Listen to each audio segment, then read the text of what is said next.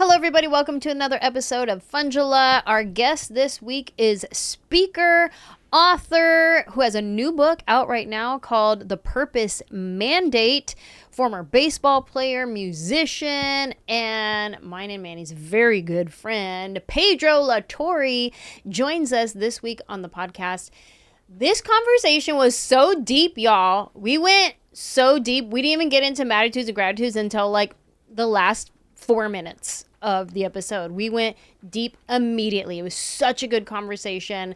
I am walking away from this conversation super encouraged, inspired, and all of the things that he does as a speaker. He did it on this episode. So before you listen to it, don't forget to leave us a review on Apple Podcasts. Tell everybody why you love this podcast.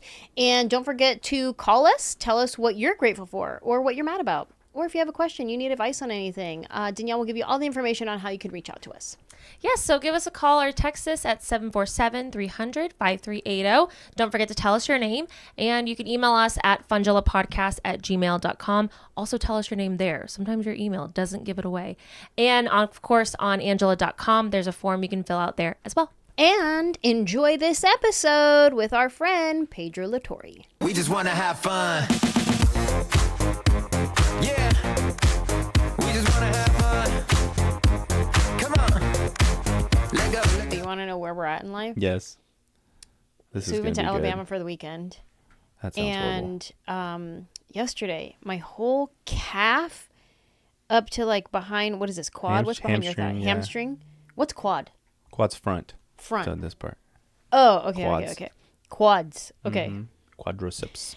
Okay, so behind here, hamstring, and my calf was like tightening up, and I was having Manny like push on it, like walk on it with his heel. Obviously not his full pressure, but I was just like, oh my god, like what is happening? Like how did this even happen? Did I sleep on it wrong? Like what the heck? Nah, bruh. The day before, I did a cartwheel. Get out of town. A cartwheel? I don't even know if I can still do a cartwheel. That's what I was like. Be like, I can do a cartwheel. Oh, please. Next day. Yeah, because there was Ma'am. one of the kids, I don't know how old she is, maybe 12.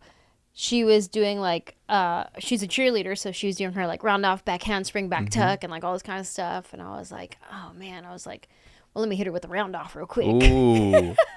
That you didn't stretch for? Or, No. Yeah. Did not stretch It's a for little it. high impact too on the landing. Because that's why I was like, it's just a round off. It's just a cartwheel. Why do I need a stretch? It's just an urgent care appointment waiting to happen.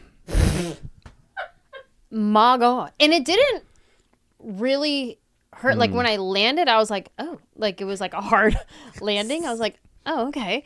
And then my wrists were like, oh, that was a lot of weight on my wrists. Yeah. Yeah. But that's all I felt. Then I was fine. I know about the this. next day. And it wasn't even in the morning. It was like I was fine. It was after the drive back, sitting there. I was like, oh, I feel things. Something's happening. Yeah. So yeah, that was a doozy. Been there. Been there. I love it.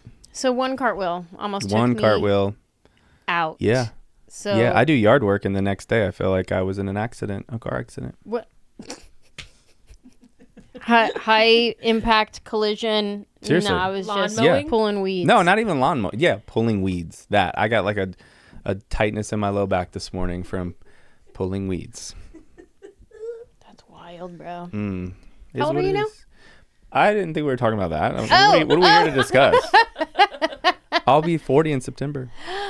Congratulations. Isn't that crazy? Big 4-0. Welcome to this side. Are we having a big bash? Yeah, what are you doing? I don't know. I wanted to do something for myself. Yeah. And I was like, I want to go to New York and rent a place out like on a high floor of a building and write music and hang with friends and eat good food. And then my wife's like, without us? And I was like, oh, right. I should probably think of my family too. Without us? Yeah. My wife ain't missing a party. So. You're like, way. you wanted to be there? Yeah. Oh, right. Yeah, we should figure something out with But that. also, yes, sure, celebrate with your family because you love your family. Maybe both. But also, you're going to be 40. Yeah, it's That's big. a big deal. It is big. And to someone who is a Enneagram 4 as yourself. Yes. Who feels and processes and all the things. Yep. You have to take time Yeah. for yourself as a human. Yep. And being like, wow, I'm a man on a journey. I'm a human man on a journey. Let's reflect. Let's do all the things. Doing something that fills your cup, like going to New York and having that moment or whatever. Do it, bro. Yeah. I need to. Do it. So let's say you get it for 3 days. Yeah. Do the first 2 yourself. Yeah. And then bring in Jesse and the kids for the last day and live it up and whatever. Or something. But go to you Yankees have game. You have to do something for yourself like that. I need to. I need it. How are you? Are you feeling excited about it? Sad about it? Melancholy? Like, do you have any feels about it? I guess. Yeah. I guess. Yeah. I got some feels about it. I've been like I've romanticized it, I think, for a long time. Like, I'm so excited to be 40. Like, this is what an honor that I get to turn 40. Do you have any feels about it? I do. What is it? Yes. What are we feeling? More aches and pains in my body. More inflammation. Yeah. Less MSG needs to happen in my life going forward. Really? Do you eat a lot of MSG in your diet? No, I don't. No, I'm you're just super healthy. Sure. Yes, I receive that. Really? You're not? I mean, I know you're gluten free and all that. I am. But... Yes. I am. I actually went to a clinic and they said, you're the healthiest person we've ever seen in this clinic. And I was like, stop. What? Yeah. You invoiced them when you left. Yeah, exactly. But then they were like, but your blood pressure, you need to get, it needs to come down a little bit. They're like, but you are Puerto Rican. I was like, yeah. And I have a 10-year-old and a 5-year-old. Like, you can't control that. It's part of my deal. Okay. Turning 40, it's come in waves. So at first it was, I romanticized it and I was like, I get to turn 40. This is amazing. I remember my parents turning 40 and I remember thinking they were dinosaurs. And I've been excited about it. And then as I've gotten closer, I think I've felt sad.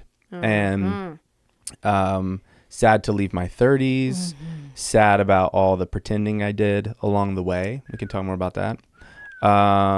Yeah, so I've felt some, and it's good grief. Like, none of it's like catastrophic trauma grief. It's it's just good. I think there's going to be some good tears. I love it.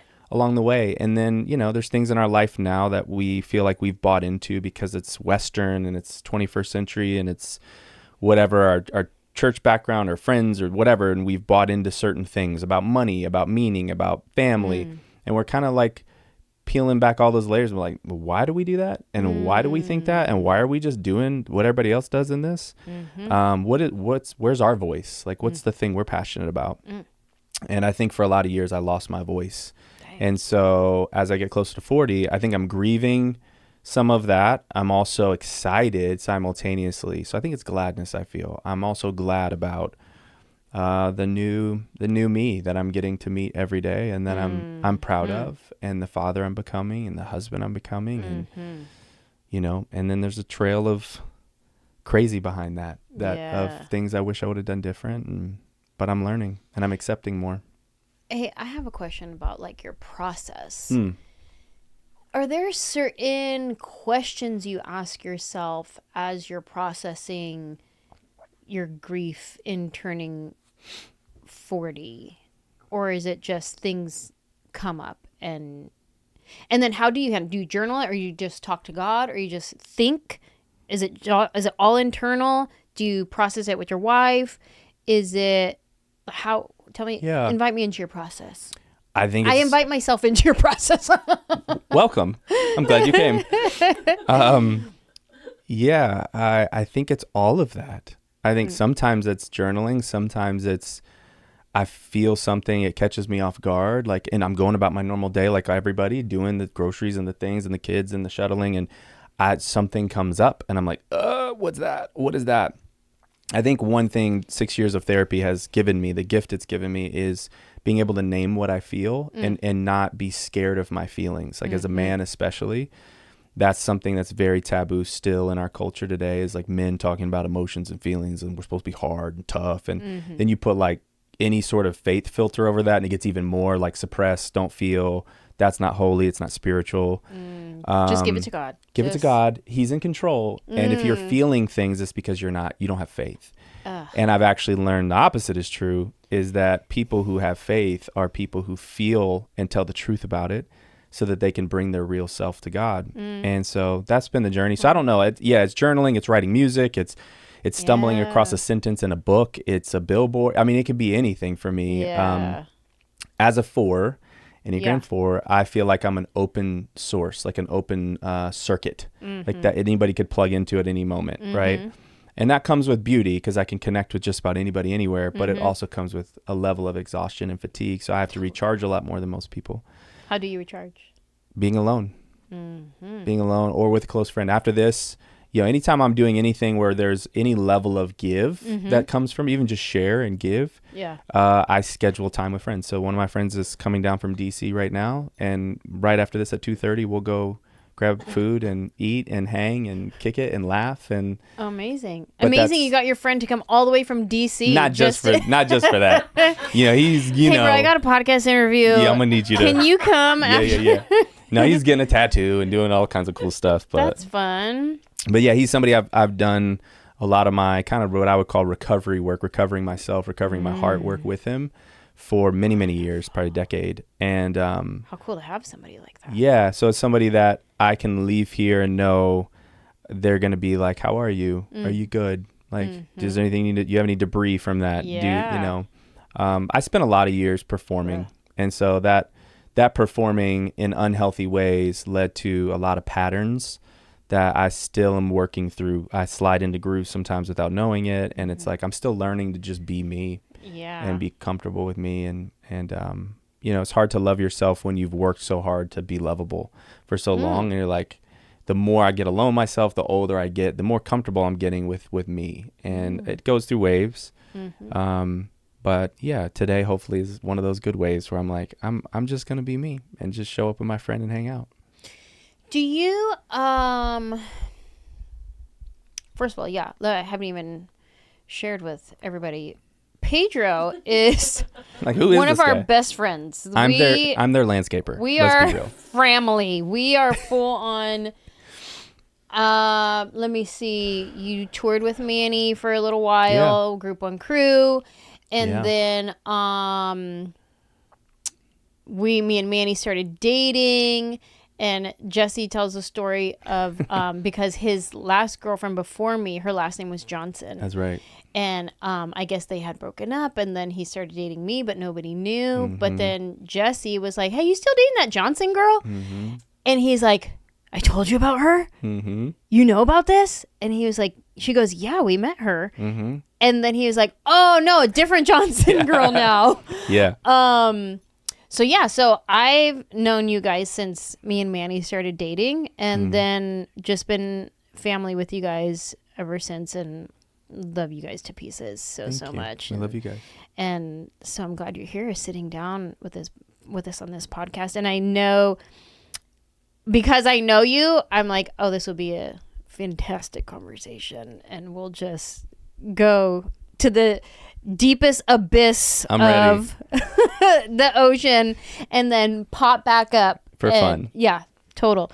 But I was going to ask you, do you see some of yourself, meaning like your processy, your emotion, the way you give of yourself energy wise, or maybe people take energy from you not knowing it, but because that's just how you are? Do you see any of that in your kids?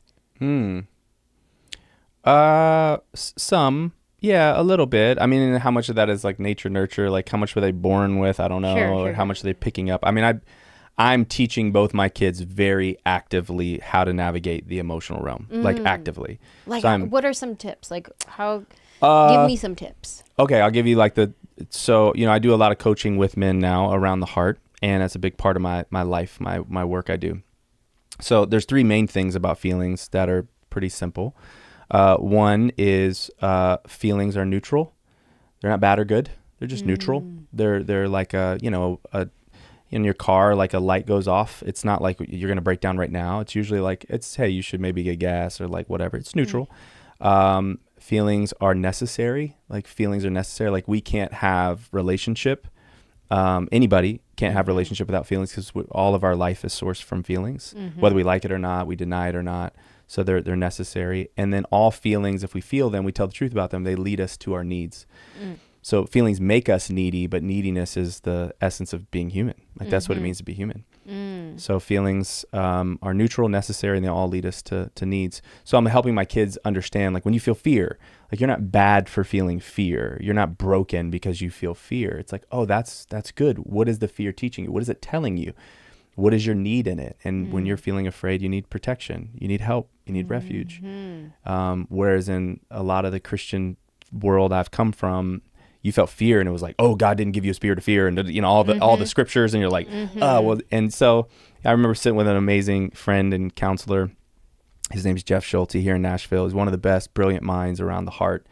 And he blends sort of the clinical world with the Christian faith. And he just said, you know, feelings are a part of you, Pedro. They're part of God's design for you. And I was like, wait, what? Like, I thought I was supposed to be running from these things. And he said, to not feel is to not be human. And there was this freedom that kind of entered my life and story. And the second thing he said that changed my life was, he didn't give you a spirit of fear. That's true. But he did give you a feeling of fear. And those are different things. And so beginning to see that if I don't tell the truth about the feeling of fear, you know what it becomes? It becomes a spiritual matter at that point. Now you're in the anxiety and depression and apathy, and you're disconnected. Shoot. If I tell the truth about what I feel, now all of a sudden I go get my needs met in healthy ways, because we're needy people. We're going to get our needs met one way or the other. So when a kid feels fear, they get their needs met. They scream, they rage, they throw fits. And well, we do too as adults. It just looks different. It looks like gambling and drinking and, you know, whatever it is. But we got our own versions of that. So it's been helpful. And I'm trying to train my kids in, hey, like, what are you feeling? So we don't shame them for feeling things. Now, if they're hurting people with their feelings, if they're weaponizing their feelings, if they're manipulating with their feelings, which we know the kids can do that, those are different conversations. And adults too. And adults too. Been there. Yeah, so we just help them tell the truth about what. So every day we do a check-in. We have a check-in in our house multiple times throughout the day, sometimes on the way to baseball or basketball or soccer or dance for Noe. And how does that go? We all go around in the car, and so I say, my name is Pedro. Today I feel fear, sad, lonely, anger, shame, guilt, glad. I name all, there's 8 core feelings. I name all the ones I feel in that moment I'm experiencing. And then everyone says, when I'm done, I say, I think that's all I'm going to share. And they go, thank you for sharing, Dad. And then Jesse goes, and then Noe goes, and then Justice goes, and we all do that.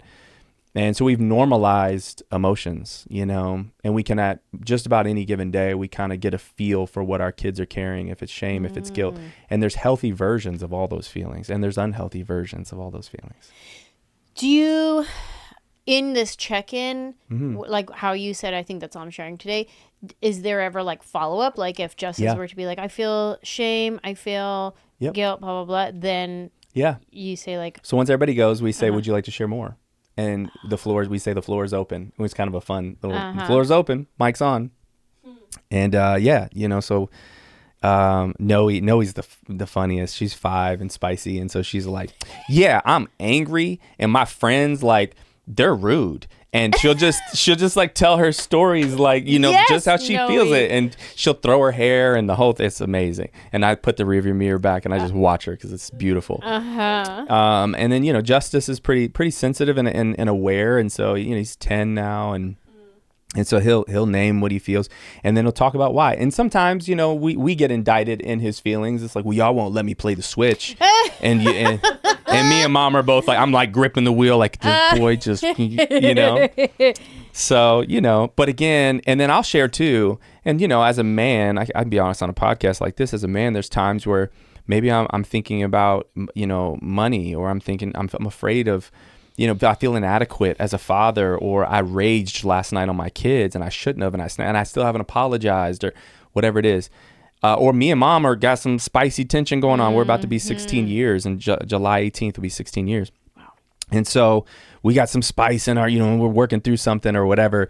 And so what we call it in our house is we right size our feelings for our kids. And so I'm not going to be like, yeah, I'm freaked out. I don't know if y'all are going to eat today. And I'm just, like right size it. Like, I feel like I've been thinking a lot about money and I really need to just trust God with that. And that's a right size. It's like, okay, we're not falling apart. Like you still can do traveling team baseball. You're going to be all right. But whatever it is, there is room for that. And sometimes they don't want to, which is kind of crazy. Sometimes they just want to be seen and heard, and that was enough for them, and they want to change the subject and jump out of it, and we roll with that. So we're not forcing them into their heart. We're just letting them know their heart is welcome here and what they feel is welcome here. That's so cool. And it's paid dividends, and I could share stories for days on how that's paid dividends and things they saw spending the night at somebody's house. They're like, yo, they put on YouTube and one of the commercials, and it was just something inappropriate, not crazy bad.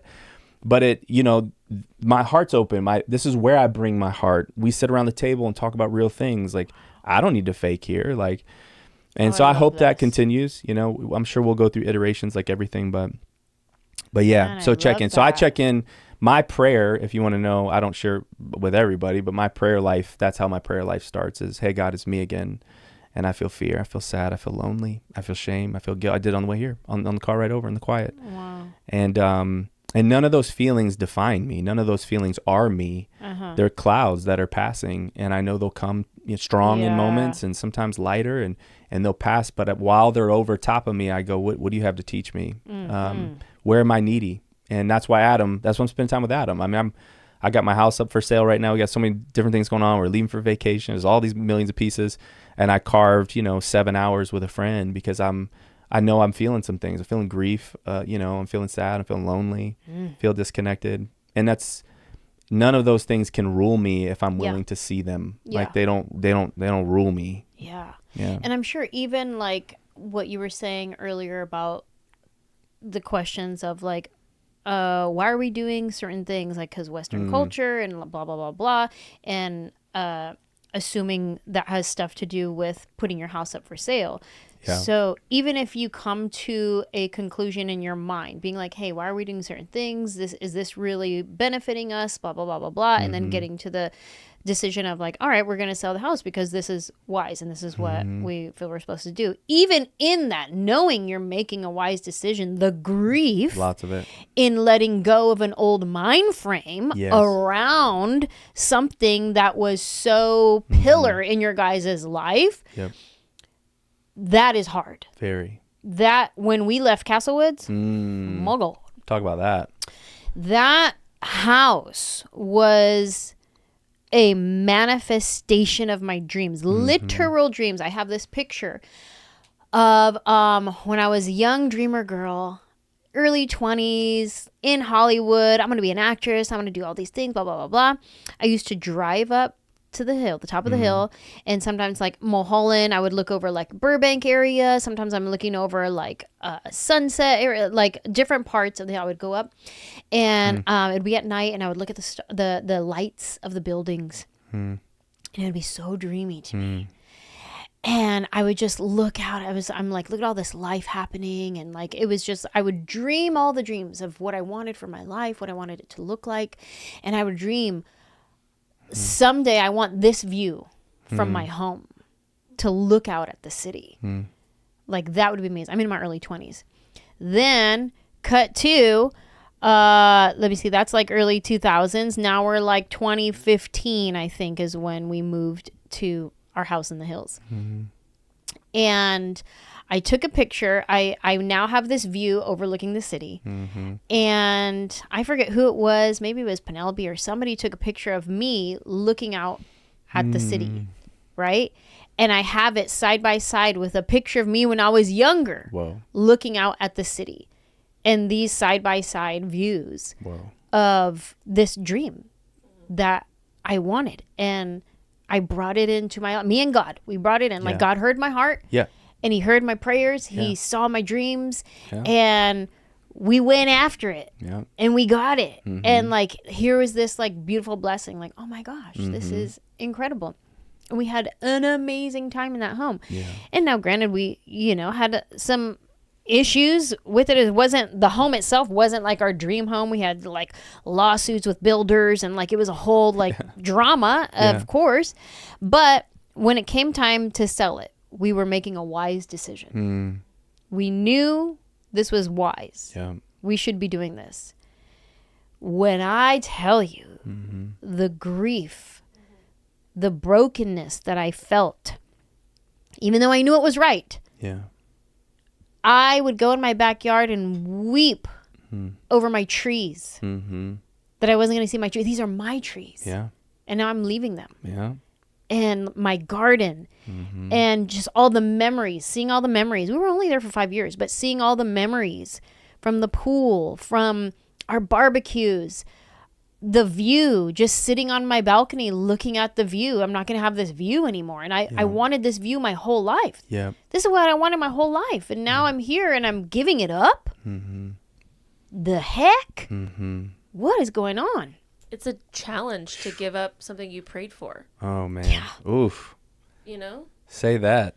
Like, I have the same memories of my Burbank apartment and standing on that balcony praying that I can keep that apartment forever. And then gave it away so willingly. Being like, but I prayed for this. And God was like, give it away. Like, but you gave it to me. And he said, okay. Yeah, now we give it away. Yeah. It's tough. But you know in your heart it's the right move. And then, so when I first left the house and I didn't have my view, I kept trying to replicate that. Right? And we would look at other homes and I'm like, and it got the view. It doesn't have the view. And I wanted this my whole life. Then I realized it's okay for your dreams to change. I was holding on to an old dream. That dream was so beautiful and I loved it. Oh, it made my heart flutter. It doesn't do that anymore. Because I've driven up to the top of the mountain and I've looked at it. It's still beautiful. But it doesn't take me to this place with God anymore. Like it used to. So then I'm also grieving my dream. Like, oh no, that dream doesn't serve me anymore. It doesn't make me have butterflies anymore. Well, then what the heck? Then what's the new dream? And grieving that and letting that go and being okay with, well, okay, I don't have this view anymore. Well, that's okay because the view doesn't do anything for me anymore. Okay. And then like moving here and there, and then we end up in Nashville. Didn't know that was going to be a thing. Like end up with a daughter. Didn't know that was going to be a thing. Heyo. So it's so interesting bringing it back around to you and your situation of like, and then your house is up for sale and you're grieving and you're turning 40 and you're processing, blah, blah, blah, blah, blah. There are so many opportunities in your life to grieve and process and let go. And then in the same way, positioning your hands to receive as you let go, like letting go of the tight grip. And giving that to God and then still remaining in this receiving position for like whatever is next, whatever dream is next, whatever home is next, whatever season is next, whatever fatherhood looks like next in this next season, as your kids are growing, as you're growing, what marriage looks like in this next season. Like so many new things. And you can't, I had a friend say, you can't surrender what you're not willing to see. And so grief is an opportunity to see and to see yourself. I got another buddy who's in Texas, Midland, Texas. You've been there. Oh, yeah. And I'll never forget, I was processing purpose and what my life's purpose is. Like, what am I here for? Like, you know, Christian culture taught me this and my gifts tell me that. And my intuition is saying this. And you know, I'm praying and I feel that, and they seemed all fractured. And he reframed life completely to this end of everything we're talking about. He said, you know, Pedro, the purpose of life, the meaning of life, if I could keep it simple, is this. He's like, don't forget this. And I don't know if you've ever had somebody say, don't forget this, like if they're passing, or it's like it pins itself to your heart. And this was one of those moments. I don't have very many of those moments. This is one of them. In Midland, Texas, I was there speaking at an event. And he said, you know, God doesn't use people to get things done, Pedro. And he just paused. And I was like, well, yeah, he does. Like, that's the whole Bible, isn't it? Like, isn't that the freaking thing? Like, who? If you can use anything, use me. Yeah. Is this a Hallmark card? Like, and he just kind of paused, but I felt it. I felt the weight of it, and I knew something was coming. He said, God doesn't use people to get things done. He uses things to get people done. He said, none of the things you're doing in your life have anything to do about a big cosmic God needing you to go do something in the world. You think he needs you to do anything? You're standing in the middle of outer space floating on a planet. He doesn't need you. Everything happening in your life is about you coming back home to how he made you to be, who he made you to be. So come back home. And I was like, oh God. Like, I left this truck in Midland, Texas. I remember getting on the flight, being at the airport, and I was like, what just happened? Like, it's like you hear a quote like that and you know it's like an excavation tool. It's like, okay, it cracked something and it hurt and it felt weird, and I don't want to process it, but I keep coming back. I'm like, what does this mean? And as I get older, and I've been with that quote now for over a decade, that has become one of like my North Star ideas that has guided my life. Like, what if God doesn't need you to go do anything? What if he's not waiting on you to be impressive? What if your dreams and all of those things are just an extension of your identity, of how he made you, which is ultimately an extension of him? And so the reason why they're not fulfilling, the reason why the house eventually isn't enough, is because it's coming from an unlimited source, and you're trying to find unlimited love and unlimited acceptance and unlimited peace from a limited, finite thing. And you're not meant to find it in that thing. So the dream feels big at first because it is big, it's divine, and you're catching some divine thing when you write a song, or you tell a joke, or you unlock something that unlocks humans in front of you. It is divine, it is cosmic, it is big. But you can't put that in a bottle. Like, you don't get to decide how long it lasts, like a star. Like, you don't get to say how long that star lives. You just got to carry it for the season you got to carry it. And all dreams eventually come to a death, because they're all pointing to a bigger thing, a bigger being, a bigger force, whatever that is for you. For me, that's God in the person of Jesus. And so that idea is like, oh, none of these things were meant to satisfy me. Baseball wasn't meant to satisfy me. Drumming wasn't meant to satisfy me. Speaking isn't meant to satisfy me. Writing books isn't going to satisfy. Now, I'll get a type of satisfaction from them for a season, for a moment. Dang.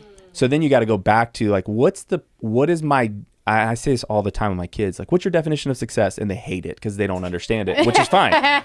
Again, it might be decades of life where they're like, okay, what? But we all define success in some way. Like, we just do. There's an old man. He was a newspaper writer for an old Herald way back in the day, like hundreds of years ago. And he wrote, and I happened to find it at 17 years old, this article, but he had a quote in it, and it was probably the second thing that pinned in my heart, and that I've never forgotten. It's been the source of every work, every message I've ever spoken about, every time I speak, anything I'm chasing after. And he said, unhappiness is not knowing what you want and killing yourself to get it. Ugh. And we all have our own version of unhappiness, like things that, well, why am I not happy? I got the house, I got the thing, and why is it not fulfilling me like I thought it would fulfill me? It does for a season. And I think this is why, to be honest, like, I've gone through over the last 6 years a lot in my spiritual life of unpacking sort of how I see God, how I was trained, taught to see God. And the reason I keep coming back to God is because it's the only place that I can honestly say I found a happiness that doesn't go out of style. Like, it doesn't get old. Like, it's like it's like a warm blanket. It's like a coming home. Every time I come back, not to my ideas about God, but to just the presence, the person. And that's what's kept me probably in the faith, because there's a lot of seasons over the last 6-7 years where I was like, I don't know if I'm down with all this like this. And most Christians I know are not the kind of people I want to hang out with most days. And I've had to go through my own excavation of going like, oh, wait, but like, I'm a lot more like them than I want to admit. There's a saying in therapy world, they say, if you spot it, you got it. Oh. So like if you can, as a little sniper. Hold on. And so that's helped me a lot, because it's like a lot of the people that I've at times been most hurt by are in the church, are in church bases, or Christians, call themselves Christians. And I've had to work through that and also go like, well, shoot, I'm more like them than I'd like to admit, though. Dang. And then now that's the birthplace of something new. There's empathy in that. And there's compassion in that. And that has taken me a long way in the relationships with my father, my mother, healing. There's a lot behind that. But what if there's a lot attached to our definition of success, and most of us don't get still enough just to simply say, how am I currently defining success? Like, what does it mean to live a fulfilling, successful, meaningful life? And it freaks me out a bit as a 4 to think about, we measure everything in this world. Our TV size, our waistline, for better, for worse, till death do us part. Our beauty, our wrinkles, how we look, we can measure the stars and how far, distances, speed. But you ask anybody what's their definition of success, no one has the same thing. Like, what's the meaning of life? No one has the same. Wait a minute, why do we agree on all these other measurements, but there aren't some like core things that we can all come back to be like? And I'm finding now, getting close to 40, there are, and there have been for thousands of years. And we just got to get still enough to actually ask the question of like, how am I currently defining success? And what might I let go of? What might be true of my life if I redefined success for myself with God, with my friends, with my wife, my spouse? And that's a pretty exciting question to ask as you get older. Yeah.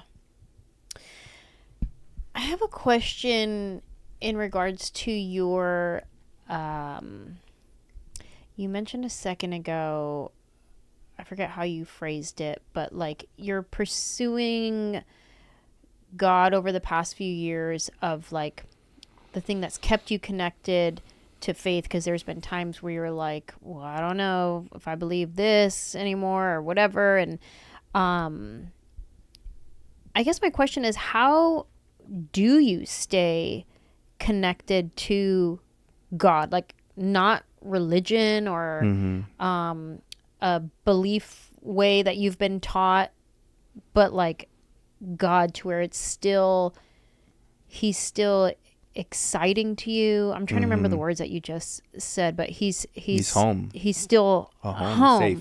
Yeah. After all of these, like, I'm hurt by this person in the church and blah blah blah blah. Like, how do you pursue like God? Yeah, I mean, I think that's the question we're all trying to wrestle through, is like, how do we keep going in this? I think part of it is separation. Like, I had to separate the people from the person. And so it's like, if you, if you based, you were wearing a Bruno Mars shirt, if you based Bruno Mars and on hanging out with all his fans, that's not the same. They are in his music, they are in his culture, they buy his stuff, they support the cause, they're down, they're an advocate, they bring their friends, like the whole thing. That's kind of like church. And it's like, well, you wouldn't say like you've been with Bruno Mars though. Like, you wouldn't say you're like tight with Bruno just because you hang out with all these people and you buy the thing and you go on all the tour dates, 30 shows all over the world, and you go. It's like, well, you wouldn't say you're like you're tight with Bruno though. Like, y'all kick it in the green room. You know what I mean? Y'all do cold plunges together. Yeah. So it's that. It's like, I had to separate. Like, okay, these people aren't bad. Like, they're followers trying to figure out the way of this person that is mysterious. And that's the second one. I had to accept that God has mystery. Like, I think it's so strange to me to be in Christian spaces that sound so certain of everything. That freaks me out. Like, it freaks me out. I get really uncomfortable. Yes. Not because God didn't reveal himself, and because there aren't things that he did say about that I believe are true and that we can all say are true because God said them and whatever. Like, yeah, I'm down for that. But like, why is he so simple all of a sudden? The people who walked with him in the flesh, Jesus, what I believe is in the flesh, God in the flesh incarnate, 2,000 years ago, they were confused about this dude. And they're walking with him. Yeah. They're like, whoa. Why aren't we going where the momentum is? Why aren't we doing that? Why did you heal? Like, why did you spit in that brother's eyes? And why did you pray over that one? And then why didn't you spit in both eyes? Like, they could not understand. He was so mysterious. His love was scandalous. Like, he loved hanging out with prostitutes and Pharisees, and I mean, and then we're all like, oh, well, I don't know if you can wear that skirt, sister. It's a little high. And it's like, do you realize the kind of people he kicked it with? And he came for sick people. And it's like sick people didn't get well by understanding him. They got well by being needy. They got well by being needy. Shoot. And I think people in the church forget being needy. I think we come to God because we're needy, but then we fix ourselves up and we perform for him because we were not supposed to be needy anymore. And it's like, dude, I was on tour a long time ago with this, it doesn't matter who, with these people. Group on Crew? Just kidding. Yeah. I was managing Anjelah Johnson's tour. Remember when I did that? Oh yeah, you did. Snap. No, I was out with Bethel Music, and there was a girl on the tour, her and her husband, the Helzers. I don't know if you ever met them, but Melissa Helzer. And she has a lot of, at the time, I don't know if she still does, I hope she doesn't, but she had a lot of physical issues that she had grown up with and inflammation in her body, and her body kind of fighting itself. And she was feeling it really bad. Is this story a HIPAA violation right now? No, not at all. I love that. And so we're in like, the Carolinas or Virginia or something on this tour. And you could just see her like fighting to get to the stage, like to try to give whatever she had left in a day. It was so sad. And I'll never forget, we're backstage at this little theater or whatever. And she comes around the circle and kind of all just highs and lows of the day, talking about whatever. What'd you feel? What'd you experience? How do we show up tonight? And she just kind of flippantly threw out one of those, probably the third pin to my heart, little quote. And my body can remember them. It's weird. Like I can feel them in my body even now as I talk about it. But she said, the older I get, I keep trying to mature out of my dependence on God. And I think the whole Christian life is about maturing into your dependence on God. And it wrecked me. I remember going to the bus and getting in my bunk and writing it down and sitting with it and I cried because I was like, my whole life has been trying to be dependent. Yeah. My whole life has been trying to perform for God. Because I've been performing. If I got to perform for mom and I got to perform for dad, and dad leaves when I'm a kid and tells me I'm a man of the house and I'm supposed to do this, my whole life has felt like one gigantic freaking responsibility. Of course I'm going to perform for God. If they're the image of God in my life, my family, like, of course I'm going to dance for him. So as I get older, I think I want to get, as weird as it sounds, and I know it's not 21st century man stuff, like it doesn't make good for, like hardcore, like, rah, rah. But it's true. Like I want to become more dependent on him. I want to accept mystery in my life, that I don't understand anything, and that good people die of deadly, nasty diseases, and that I don't have an answer for that. And I don't understand, but I'll tell you what, I'll sit in the sadness of it with you. And my stepfather is like one of the nicest, sweetest people you'll ever meet. He's gone through terrible things in his life. He's been the most generous, like financially generous, time generous people I know, and I'm watching him die in real time of Parkinson's disease. And I don't have a freaking answer for that. I don't have a cute Bible verse to put over that. Like, and then you read in the Bible where it's like all about like Jesus wept, he cried, like, because there's no better response to painful things than to feel them. Richard Rohr has a quote, maybe God didn't come to prove that he was God. He came to teach us how to be human. And I think that's, as I get older, I'm like, I think this whole thing is about becoming more human. I think it's like learning to cry, learning to feel, learning to name what's happening in your inner world. It's coming back home to yourself, not being afraid of your humanity. You see that with old people, right? Like somebody who's tough their whole life, like New York mafia tough. And then on their deathbed, they turn into this soft little baby, and they're telling people how much they love them and how deep they feel about them. And how they love something they do. And when you do that, I love when you do that. And before, they never said, I love you. It was just, yeah, I got your back, I got your back, Tony. I don't know why he's a mafia guy in my head, but it feels good. It feels right. And, it's like, why do we wait? Why do we wait to get old to get tender? Like, why do we do that? What are we scared of? And I don't want to wait to get old to be tender. And do I have to risk in that process? Yeah. I have to risk vulnerability. I have to risk perception of other people.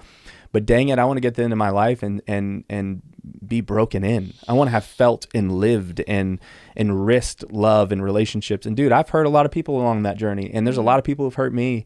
But that's an opportunity for God to get something done in me. Learn to forgive, son. Learn to forgive like I've forgiven you. Learn to love like I've loved you.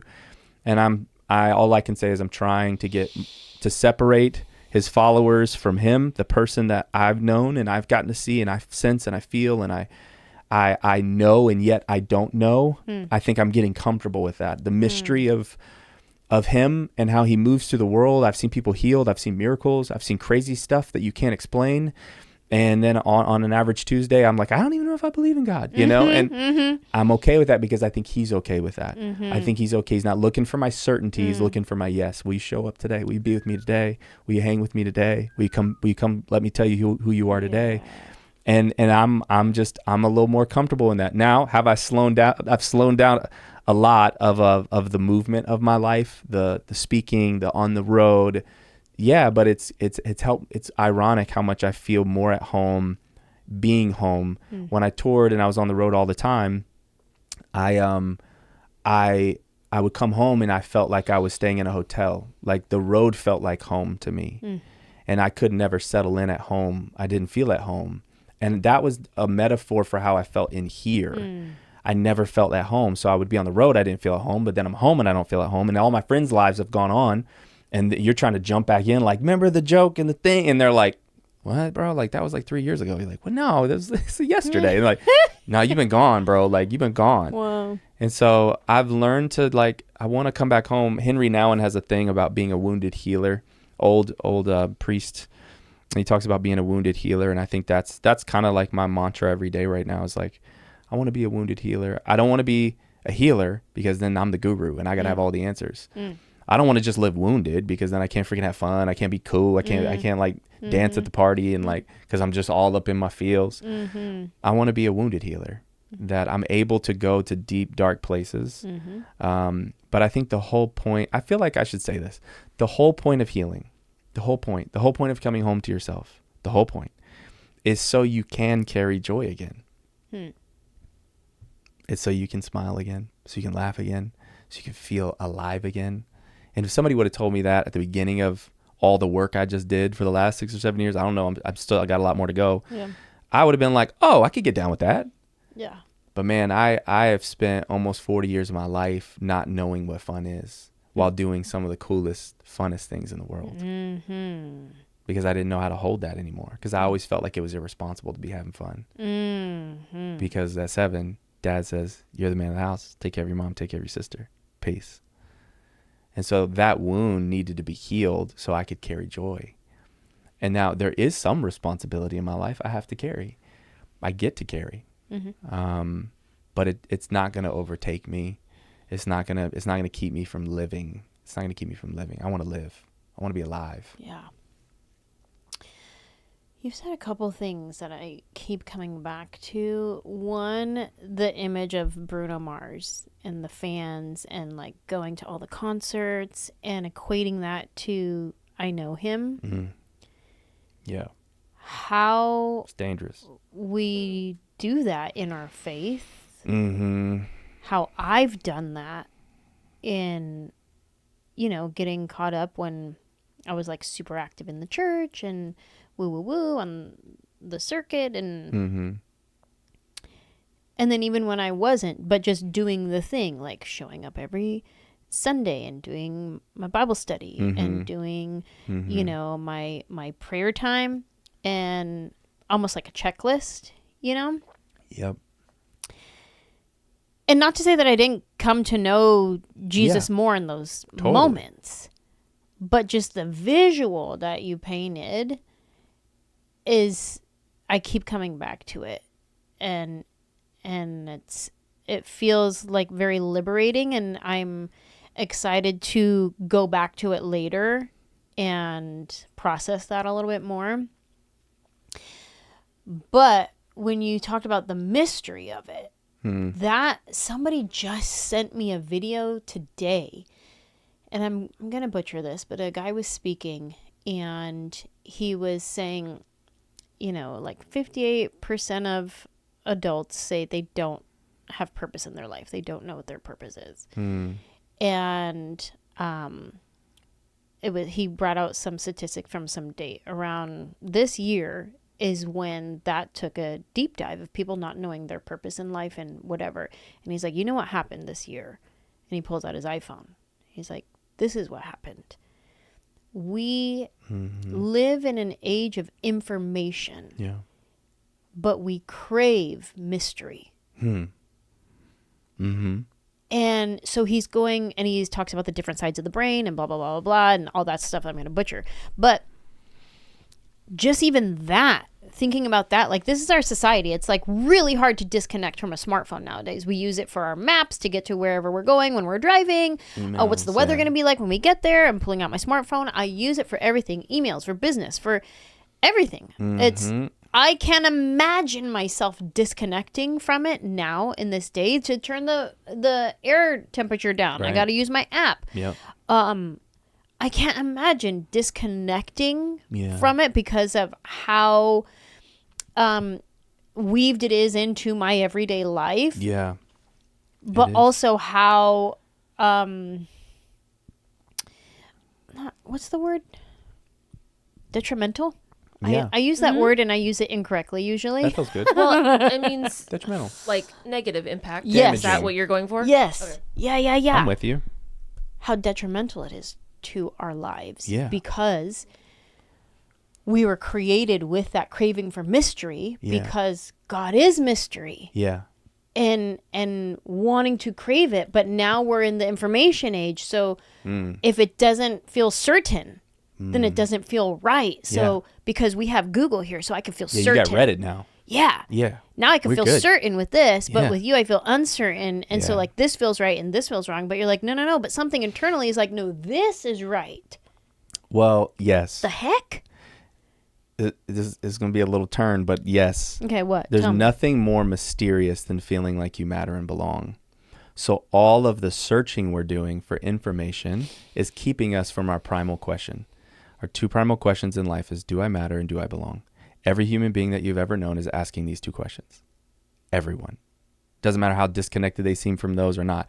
Everything we do is sourced from those two questions.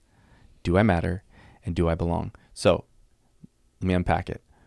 To matter, be significant, live in your purpose, live in your giftings, but not belong is what most celebrities feel. So you can't have one and not the other because then you're isolated, not meant to live isolated. Okay, but what if I belong to a group of people, which is a lot of people in, I'll just pick on my own, a lot of people in the church world, like they feel like they belong to something. We're a part of the thing. We wear the t-shirt, we got the coffee cup with the church name on it, and the pastor sells his book and it's all cool. And I'm not knocking any of that, but I belong to this thing, but I don't know like what my purpose is in life. So we got people leaving the church constantly. And I think the church should be leading the conversation on what purpose and meaning of life should be. Because we have this cosmic being who came down to die, to give himself for us. It's not just about sin and heaven and hell. I don't think that's the whole story. I think the whole story comes down to like a simple idea. He loved us so much that he did not want us to feel like we don't matter and we don't belong. The whole thing was, I want you to know you matter and belong, because when you do, guess what you create everywhere you go? Matter and belonging. You make sure every person you meet matters and belongs. If you've ever met, you've been this for me in my life. You're somebody who's famous, you're known, right? But I can bring a friend along to a party or whatever, and I know at some point you will go over, you will lock eyes with them, you will learn their name, you will know where they're from, you will know a couple things about them, you'll probably laugh with them, you'll know something significant about them. You don't have to do that. Like, you're at a place in your life like, you don't have to do that. And they're probably not expecting you to in most cases, right? When somebody sees you and pauses to be with you, that's the greatest thing in life. There's nothing more mysterious than that. What is all of the information we find on our phones doing? Is it leading us to more of that? I matter and I belong. Nope. It's leading us to more fractured, more disconnected, more distracted. And all of the entities behind these, if you go just do a little deep dive, they are monetizing that fractured state in your brain. They live to make sure you don't. That's how it works. That's the game. So you gotta be aware of that, and you've got to fight for your own voice, your own attention. And that doesn't have to mean like you be a monk, you know? Sure. Listen, I got 2 kids, and one's in traveling sports, and the other, you know, I got all the reasons to not pause and not get alone, and I got all the reasons. I got a million. And sometimes I don't, because I'm busy and life, you know, but there's something inside of me like a raging river that is asking me to come attune, come be with me, come slow down a little bit. My counselor, Jeff Schulte, he said to me once, he was like, you can't even hear the sound of your heart. If your heart was a river, you can't even hear, you've forgotten where it is. You don't even know where it is anymore. I'm like, bro, what you talking about? I do. And I started naming all the things I do, like as if what I do is who I am, which it was at that point in my life. And I couldn't even find where my heart was anymore. Like what I felt, what I thought about things, what I liked, my preferences, my food, culture. Like I was so robotic and so do-oriented that I didn't even know who I was anymore. And he was like, our first session, he's like, I'm going to drill a hole in the river of your heart. And this is how it's going to work. And I want you to put your ear up to the hole. And I was like, what are you saying? It was metaphor, right? And at the end of that, I had heard my heart again for the first time. And I realized how much I lived in the two states that most people live in, which is suppressing my heart, pushing it down like a beach ball in a pool, or exaggerated state where it's shooting out the other way, right? You push something down long enough, opposite but equal reaction. That was my heart. I was just completely disconnected from it. I felt alone. I felt scared, but I didn't feel anything because I told myself that feelings made you look weak. And so I think all of us are wanting to matter. Yeah. We're all wanting to belong. Yeah. And the place you're supposed to find that is at home. And then you realize home didn't always do that. Maybe it did a version of that. Maybe it did it in some ways, but not others. And that's okay. You don't need to be mad at nobody. Yeah. But that's the work, is to come back home. And it's not always with your parents. Sometimes it's mainly with yourself. Yeah. To come back home to yourself. Yeah. And to go, why do I matter and belong? Because of what I do? Well, I hate to break it to you, but AI is going to take over most of the jobs. Elon Musk, in an interview recently, he said, they asked him, what's the biggest problem with AI you see in the near future? And, you'd think he'd talk about like money and currency or, some capitalistic approach or whatever. Nah, the first thing he said was meaning and purpose.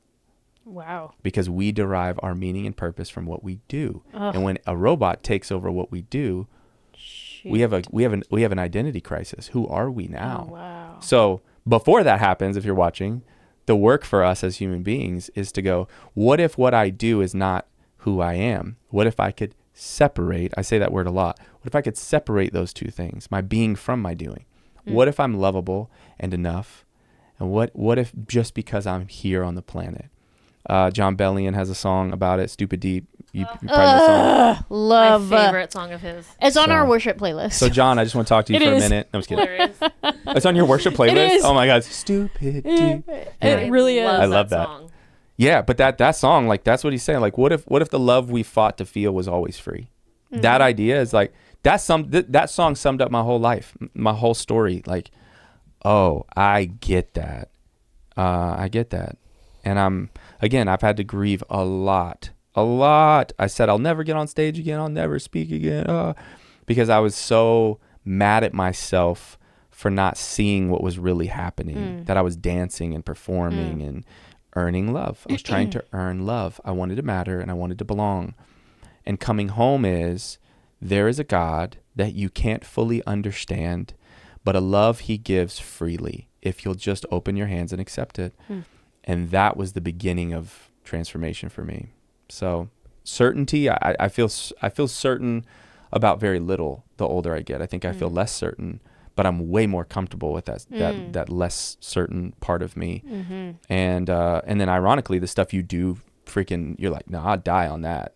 You know it now. You're like, oh yeah, I'll die on that. I know beyond a shadow of a doubt that I am his son and he's crazy about me. And I could give you story after story after story. I give you a recent one that'll blow your mind. But every step of the way, I'm like, he's crazy. I don't understand it. I wouldn't be crazy about me. I'm just going to be honest. I don't even like being with me some days. But he loves me, and I am certain of that the older I get. And if he loves me like that, he probably loves other people like that because he's big. And that's what moves me into service. Because that's his jam. So. Because that's his jam. That's his style. Totally. So. Totally. Listen. Aki. We didn't even get into attitudes and gratitudes because this was just the best conversation ever. So before we wrap it up. I was like, I've got rapid fire we could do. Yeah. Give me a attitude from your life. What gets on your nerves? What makes you mad? Yeah. And then give me a gratitude from your life. Attitude would be, yes, easy. I hate superficial conversations. You probably know that. Go figure. So well, then we'll just have to cut this whole episode. the whole episode, and we'll try again another time. Yeah. Way to scratch the surface, Pedro. I know. That's definitely one.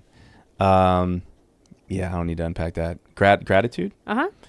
Like in real time, something I'm grateful for. Yep. I'm grateful to feel. I mean, I know that sounds crazy, but I feel like the all of the healing work has been about, I told you, about coming home, right? But telling the truth about what I feel. I don't feel like I'm living hidden in any part of my life. And that feels amazing. I would call it like emotional sobriety. Like I feel emotional sobriety. And that's an unbelievable feeling. Wow. To feel like you haven't turned, there's no rock you've left unturned. Wow. And I don't need to come back to them every day now. I don't have to like wallow in it all anymore. Wow. So I'm deeply grateful that I've been given the gift of feeling and telling the truth about it, so I could free myself from the bondage of feeling in a cycle. I'm actually moving through it. And sometimes, the idea of sitting with what you feel is still like, it's new and beautiful to me. Like being with your feelings. Like I'm not my feelings, but I'll be with them. I'll sit with them. That's cool. That honestly saved, you guys know my wife, but it saved our marriage. My ability to actually feel, and then watching her go on a journey, name it, articulate, have words, it has saved our marriage. Literally saved our marriage. Wow. So I'm deeply grateful for the gift of that. Shout out to Jeff Schulte. That's the man who showed me my heart for the first time 6 years ago. Well, this has been such a great, deep conversation. Danielle has some rapid fire questions that are maybe a little more silly. Can we do superficial? Yeah, we're gonna dabble in superficial. I don't know though, because I did. I picked these with the guest in mind. Oh, so we might stay deep. Oh gosh. So these are just, she'll give you a situation, and then you just say, would you be grateful for this, or are you mad about this? Okay, I'm gonna be truthful. Attitude or gratitude? Okay, I'm ready. I know, I did. I really did think about you when I picked these. Okay. Are you grateful? Or are you mad when kids ask why over and over and over again? I mean, mad. You would think I'd be grateful, but listen, there's nothing more annoying than redundant questions. Sure. Why? I don't know. I don't know. Don't ask me anything else. Are you hungry? Why are you hungry? Why are you hungry? Why are you hungry again? We feed you every day. Why are you still hungry? That's honest. That's good. Do you want to give your response to it as well? Yeah, well, we're not there yet with Rosie. I was like, she might be still a little. She's not in a questioning why. She's in a no phase. Coming. Oh, that one's hard. No, I don't want to. No turns to why. Oh, and then now we're like, you need to be a good listener. And then she won't. No. And so like we're at this party this past weekend for 4th of July. And she was not being a good, and I'm telling her, and I'm like, you're not being a good listener. We're going to go home. I'm going to go tell Poppy right now that you're not being a good listener, blah, blah, whatever. We go outside, and I see her go with her little friend up to her friend's mom, and she goes, I'm not being a good listener. Oh. Wow. Yeah. Yeah, and she goes, you're not. And she goes, my mommy said no, and I said, no, I'm not listening. And she goes, oh, okay. So, like, she's full on, like. Full aware. Yeah, aware that she's. No, I'm not going to listen. No desire to change yet. That's pretty gangster, actually. Yeah.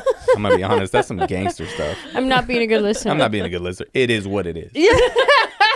So deal with it. Yeah. Get over it. Yeah. Okay. Your next one. A meeting getting canceled last minute that you spent all day preparing for. Are you mad or are you grateful? I'm grateful. Yeah. Even though you spent all day preparing? Oh, heck yeah.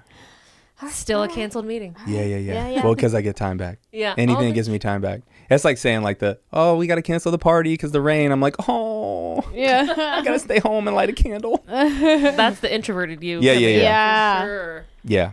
That's honest. I love a canceled meeting. You do. I love it. But when you're prepared. But if I've been preparing for all day, that adds a little bit of a like, here's why. Because I'm going to have to reschedule this meeting. That's right. And redo that whole train of thought. And re-prepare myself. Blah, blah, blah. Yeah, that's fair. I'm like, man, let's just do it. Yeah. Get it over with. Especially, and I'll chime in, especially if it already took me forever to get it scheduled. Yeah. Oh, that's And then they're like, let's reschedule. And I'm like, but we worked so hard to get this date and time. Yeah. Yeah, I gotta find another one. I say But I am a fan of canceled meetings. I am too. Yeah, and just prepare less. And then you don't have none of that. Don't be prepared. Just wing it. Hi. Sorry, I was not prepared for this. I thought we were going to cancel. I thought we were going to cancel, and so here I am. It's going to be fun. And we still can. Yeah. You just want to hop off? That brings me joy. Okay. Splitting the check at dinner. Hate it.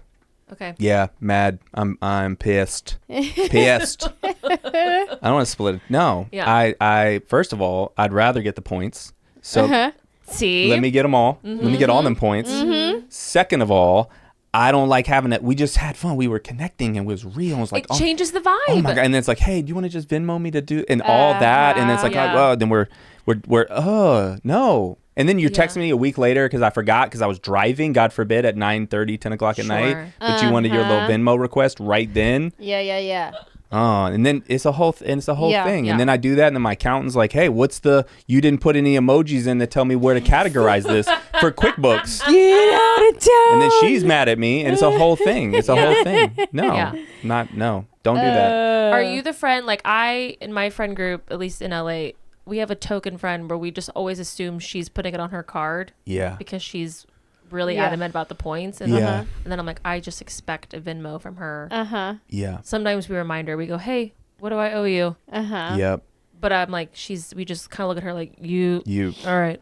Yeah. I'm a big fan of if that. it's like date night, whatever, like double dates. If it's either we'll get it this time, you guys get it next time, or should we just do it down the middle? Great. Let's just do it down the middle. That also works too. I love it. Do it down the middle. Unless one party be full on bottles of wine, and then other parties like, oh, we're sober right now. Yeah. And then you want to do it down the middle? Yeah. I'm gonna tell you who's pitching the do it down the middle idea. Right. It is not this side. Yeah, it's always the Lil Wayne side. That's like, we should do it down the middle. You know, you're like, I'm sober 6 years. Like, what you? No, all I got was bread and like I feel like you snack. should, and if you are that person, I feel like you should be the one going like, I'll cover it, just That's Venmo. right. Like if you had the higher side of the bill, I think you're the one that puts the card down. And if it's a much higher. If we're all just like, I ordered an extra appetizer, that I'm not talking about that. Yeah. I'm talking about you got 3 cocktails and they were $23 each. Exactly. Yes. Yeah. Exactly. But I do, if it's just like me and one person, usually I'm like, well, we're sharing all the food anyway. So just. That's right. Yeah. Self-checkout. How do we feel? Oh, absolutely love. Like God's gift to an introvert. Yeah. Oh, sure. Amazing. I just did it at Lowe's last night. At Lowe's. And those people are sweet. Yeah. I still don't want to talk to them. I love you, but I don't love you like that. I got to use words. I've told you the coin analogy that I got. This goes to this. You have the coin analogy about energy. So like Simon Sinek has this thing where he talks about the coin analogy. I think you heard it from somebody else. The whole idea is introverts wake up with like 5 coins in the day, and every interaction, every loud place is like, oh, there's a coin. Here, have my coin. And then once they're out of coins, It'll be 11 a.m. I'm broke on energy. I got nothing left. Extroverts, they wake up with no coins. Yes, I was just They go to the coffee shop. They go to Lowe's. They ain't going to use self-check. I want to talk to somebody. And everywhere they go, they're talk. That's my wife. I love her, but she can just feel And then at the end of the day, she's like rich, and she's like, I got to stay up. Look at all my coins. I got to eat some cheese or something and watch a Netflix special. I've never heard this, but as soon as you were saying it, I was like, well, I want to collect the coins. Like that's where my brain was going. Because if there's a line of self-checkout, but then there's this little lady on cashier number 5, I'm going, hey, cashier number 5, I'm your lucky Where are you winner. from? I'm like, what's up? Like, how's your day been? And I'm like, great. How's your day been? Yeah. I posted a story the other day and I tagged your wife on it. Okay. And I didn't just tag her. Like I put her name the biggest across the whole I didn't see this post like, to where you can't even see the first and last letters because I exaggerated it off the screen. Good. And it says, my special talent is telling you 50 stories while I'm only trying to tell you one. That's it. That is 100% her special talent. Absolutely. Yeah. She loves hearing her stories. Yeah. They're amazing. They really are good. But sometimes I have to be like, I don't need 7 of them. I just need the one. Just give me the one. I'm not in the mood for the 7. You should hear us trying to have a conversation. Oh yeah. No, I remember. I remember. Yeah, I get anxiety. Machine. Us both going, oh wait, and then back to what I was saying before. Yeah. It's kind of, if you let yourself enjoy it, it's like Wimbledon. It's like it's like 10 is like, what is happening? Who has the ball? Where is is there even a ball? Are y'all imagining this? It's crazy. There's not a conversation happening. No, when Jesse and I are together, there is no moment of silence. Yeah. There is no lull in the conversation ever. Yep. Hey, but that's a gift.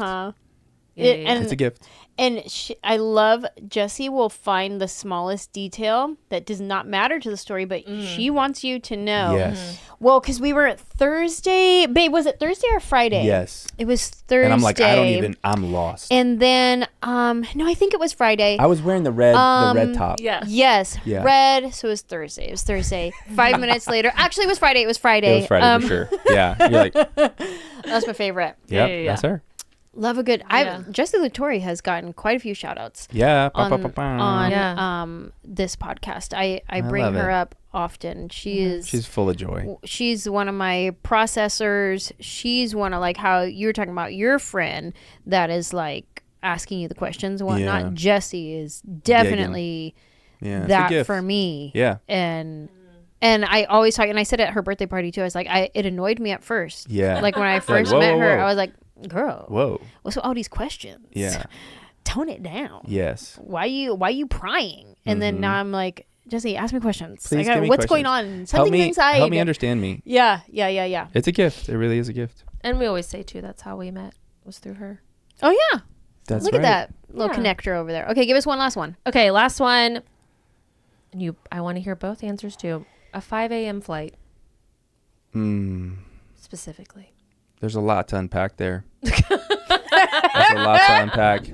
If I got good rest and my kids didn't come in at 11 o'clock, you know what I mean? There's a gift to that there's no traffic on the road. There's, there's things about it that you're like, okay, my brain ain't working here, but it's pretty quiet. The airport tends to be quieter. There's things about that I like. I feel like I beat the day somehow. Like it's a cheat code. I feel I kind of feel better than everybody else. Like I'm just sitting in the lounge like, what's up? I've already done stuff. So you drove 8 drinking miles. A black coffee, just stiff. full grown up. So my A1C don't get anyway, I don't know. I think that's like a mixed bag. That's a mixed bag on that one. I don't know, but also it's freaking 5. You getting up at 3:30, 3:45. That's what I'm saying. Is it's like you're getting up in the middle of the night at the same time. Yeah, but you do feel better than everybody else. You do. Yeah, I just feel like I've arrived, like I've made it. I would say, I like a 5 a.m. flight when it's about 7:30, 8 a.m. Then when it's gotten to that point of the day, then I'm to my I feel better than everybody type, because I'm like, it's the 3 a.m. wake up that I'm gonna hate. I'm gonna be nauseous because I didn't get enough sleep. It's too early in the morning. I'm tired. My brain's not working. Groggy. Woo woo woo. But then once you get about to that 7:30 a.m., I'm like, oh, I am in my prime. Yeah, dude. Let's go. Thank you, 5 a.m. flight. This feels good. Yes. But it's that first part of the 5 a.m. flight that I'm like, no, thank you. Yes. And here's my caveat. I like I don't mind it if I'm going east to west.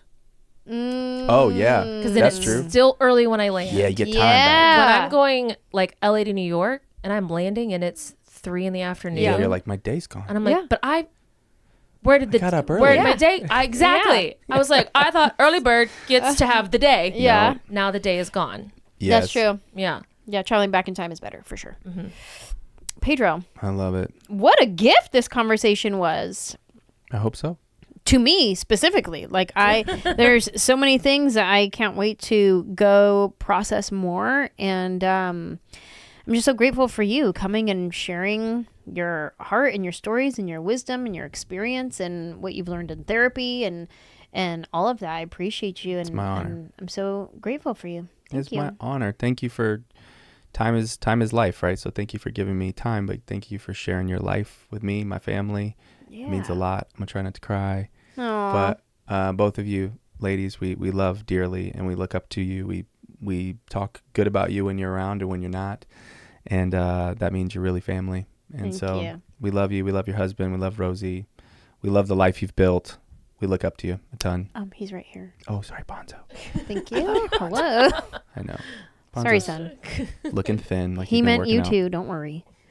No, appreciate you. Thank you everybody for watching and listening. Hey, real quick, tell everybody where they can find you if they want to like hear more in from therapy. you. Yeah. Oh man, PedroLaTorre.com. That's the easiest place, and then everything else is on there. Perfect. Yeah. Thanks, Pedro. And then don't you have a book coming I do. out? Yeah, I do. You'll see it all there. Okay. I hate plugging stuff. What is that book? What is the book? Yeah, July 18th, my wife and I's anniversary, actually, my second book drops. That's called The Purpose Mandate, Living Beyond the Prison of Self. And it's everything we've talked about. So wow, I love that. If you've been encouraged or whatever, Amazon, you'll be able to see it on there. Check it out. So read it. Cool. Yeah. Congrats. Yeah, thank you. Amazing. Thank you all for listening and watching. We'll see you next time.